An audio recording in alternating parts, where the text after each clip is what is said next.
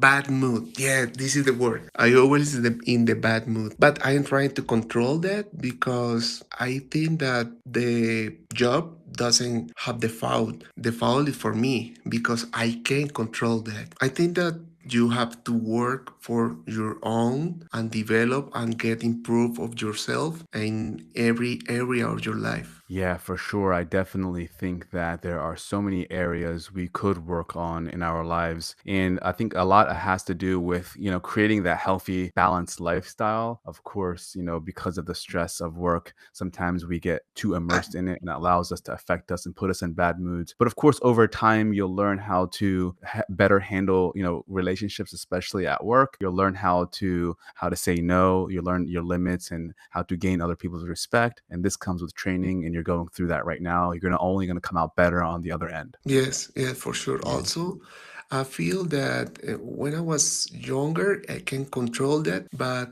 in the time I feel more stronger. Also, I have to change my habits. I try to do exercise 4 times per week. I try to eat better than before. I control my weight. I start to read. I start to meditate. Meditate is so for me so hard, so hard. But I just trying to add new habits for my life to get stronger. Replacing the old bad habits with Mm-hmm. good habits.